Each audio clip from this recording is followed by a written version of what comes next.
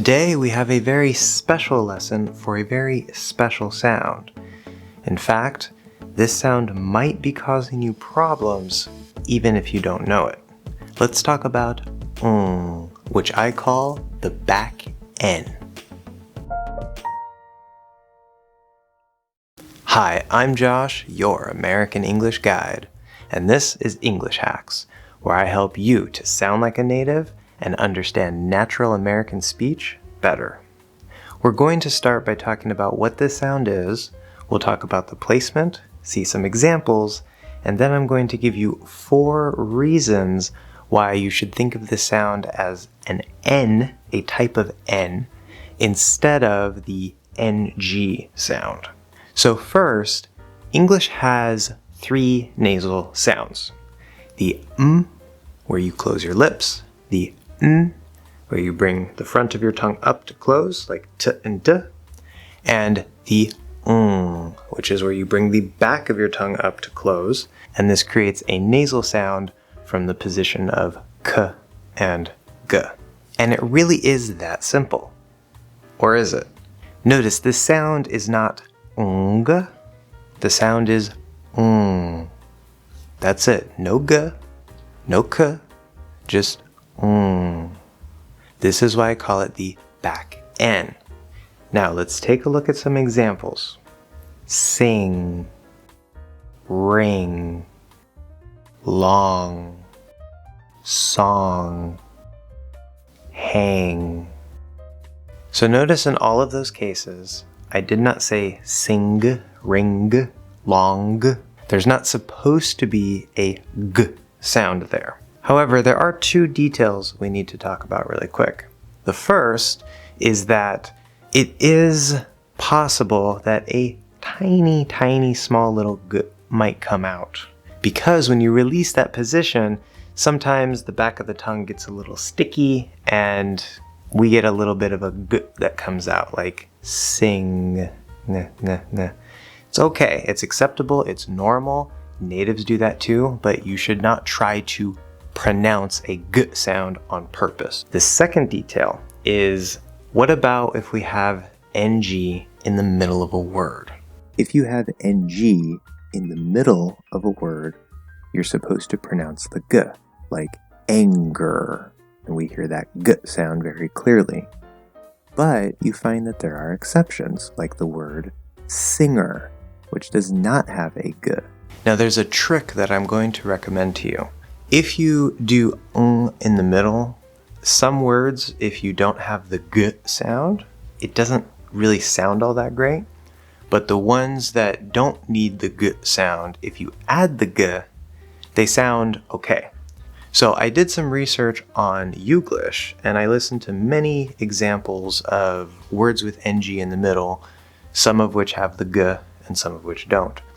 And I came to the conclusion that the safest, easiest thing to do is to add a little bit of g, just a tiny small g. You'll actually sound natural in all cases. But, and here is the big main point of this entire lesson. Think of this as an N sound. The only case where there is a g is in the middle. That's a special case. And I'm going to give you 4 reasons, which are basically 4 cases, why it's actually just an N sound and why you should think of it as an N sound, because how you think of the sound, how you perceive the sound, can have a very big impact on your ears and on your pronunciation.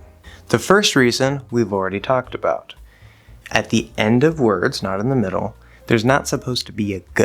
A little g is fine, but it's actually not part of the sound itself. It's We know from earlier in this course that consonants always connect to vowel sounds between words. Is a consonant sound. So what happens when it connects over to the next word? Well, we don't say the g. That's going to sound strange, at least in most cases. So, for example, thing is, sing at, hang on. So notice, you might hear a tiny little g that's just sort of because my tongue gets a little stuck as I'm pulling it off. But I'm not saying thingiz, songat, hang on. Reason number 3. There's actually an optional change that we can make to a regular N sound if the next sound, either in a word or at the start of the next word, is a g or a k. We can say in cups. For example, we measure coffee in cups. And in that case, I used a front N. Bring my tongue up here, and then I say the K back here. In cups. The preposition in uses the front N. But we can also change this to the back N and connect them that way, link them. So instead of saying in cups, we can say in cups. Much easier, much faster. Or another example, ingrown. He has an ingrown hair on his arm. Ingrown is one word, but as we saw, in normally uses that front N. However, in this compound word where we're putting it together with grown, we can optionally choose, instead of doing the N here, we'll just go back here. Ingrown. In that case, obviously, you do want a G sound. And the fourth reason why I want you to think of this as an N sound is because of the combination NK. When you see the spelling NK, we're not going to do the front N here and then go to the K here, right? I'm not going to say think. Not only does that sound strange because we don't say it that way, but it's also very difficult to do. Why would you do that when you can just close here and then push the K out? So unlike the NG, where there's not actually supposed to be a G sound, with the NK, there is a K sound. Now it might be a glottal stop K, like if I say think. So I'm going into that position, letting a little bit out through my nose for the nasal sound, and then cutting off here without the voice so that we hear as a glottal stop K sound. But a glottal stop K is still a K. There's not actually a K sound in terms of sound, but we would recognize it as a K through the stop. It's different than saying there's no K, which would just be thing. That's not the word think. Further, if you were to take a word that ends in NK and you connect it to the next word, what happens? This is the interesting point. We're going to say, for example, think about. So we have that and then we have the k, and they're kind of together, but the K sound definitely is moving over. The N, you can kind of say is maybe a bridge. It kind of sounds like it's connected to the K, but it also sounds like it's connected to the sound before it. Before we end this lesson, there's one more important thing that I want to explain and clarify.